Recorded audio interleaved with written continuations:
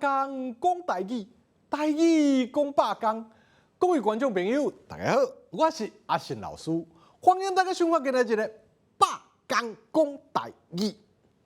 今日啊，咱要来甲大家绍介的主题，就是我伫咖啡店讲台语。这几年来啊，咖啡这种饮料伫台湾真正足市行的，无论是伫咖啡厅还是利便商店，拢买得到种类啊真侪款，互人啊要啉的时唔知要安怎拣。若上班的人定定一透早就会去点一杯咖啡来啉，就连读册的学生有的爱伫读册的时来一杯尤其是有考试的时，讲安尼会较有精神。那安尼咱去咖啡厅、利便商店的时，要安怎点咖啡咧？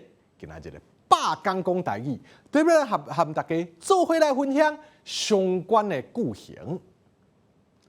那讲到咖啡的种类会当讲是有够侪啦。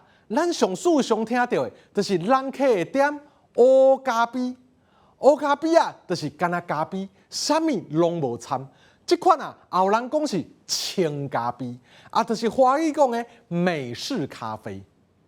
另外一款真侪人点的咖啡，就是Latte。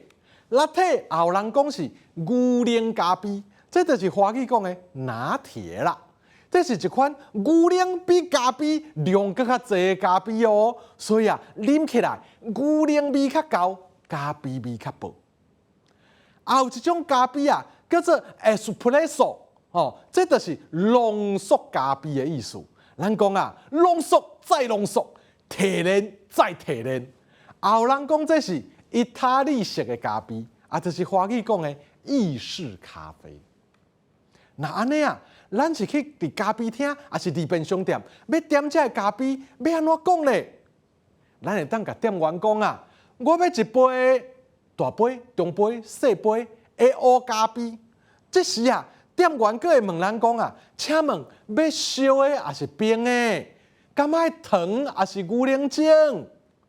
牛奶精就是华语讲的奶精。等咱拢选好店员就会开始准备咱的咖啡。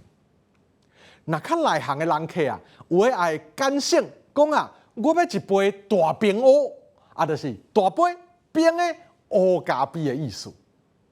这几年因为咱台湾的咖啡文化正死行，即马有店家开始咧卖单品咖啡，就是用同一种用较好的豆来煮咖啡。咱若要点这款的，会当甲店员讲我要一杯哥伦比亚的日拍咖啡。哥伦比亚哥伦比亚是产地啦，日拍是豆的处理方式。豆的处理方式有分做日拍、蜜处理和最细三种。安尼就会当点到你要爱的咖啡咯。上尾咱来复习今仔日的句型：浓缩再浓缩，提炼再提炼。我要一杯偌大杯的什么咖啡？要烧的是冰的？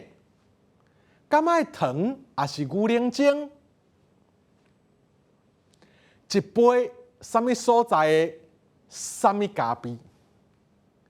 各位观众朋友伫咖啡厅用台语对话，敢是真有意思咧！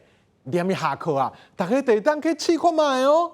今仔日的百天讲台语就讲到这，感谢观众朋友的收看，咱后摆再会。